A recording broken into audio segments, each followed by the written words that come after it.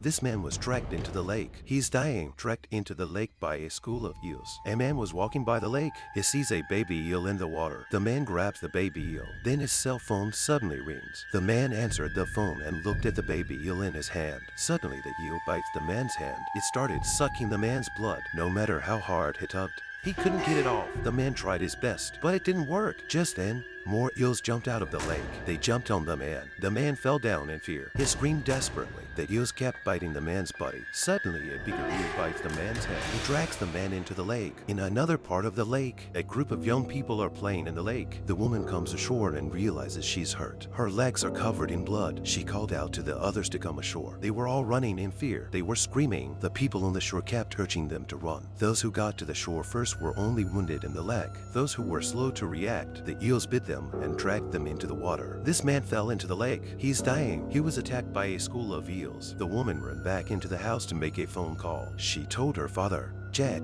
what had just happened? Jack is an animal expert. He's very strict. The daughter's situation is very serious." Jack immediately arranged for a colleague to go to the lake to investigate. The colleague thinks it's just a normal incident. He was relaxing on a boat, drinking beer. Suddenly, an eel jumped out of the water and bites the hand of his colleague. Frightened, he fell into the lake. He was surrounded by eels. Jack waited for a long time. No news came back. Took his colleagues to the lake. They found many eels crawling out of the lake. The boat of his colleague has also run aground. They approached the boat to observe, but they were attacked by eels. They had a hard time getting away from the eels. Then the police called. They found their colleague's body. They're arranging an autopsy. Jack immediately called the coroner. He reminded the coroner not to touch the body. At that moment, an eel came out of the body. It tackles the coroner to the ground. The other eels all jumped on the coroner. The coroner was already dead when Jack arrived. This man was attacked in the bathroom. It was an eel. Killed him through the sewer. Jack found the eel that killed the coroner. He left through the sewers. Jack approached the mayor and proposed shutting down the city's water system. The mayor refused. Jack had to go to the news to tell everyone to stay away from the water. The mayor is in the bathroom. An eel attacked through the sewer. The eel attacked through the sewer and killed the mayor in the toilet. At the same time,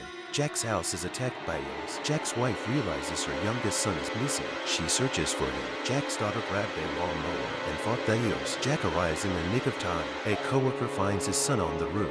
The family drives out of town. On the way out, Jack realizes that eels are afraid of electric shocks. He figured out a way to deal with the eels, using the smell of eel guts. The smell of eels' entrails attracts all the eels in town. He used the high voltage electricity against the eels. Everyone worked together to destroy the eels. They saved everyone. When everyone thought the eels were gone, another eel appeared in another place.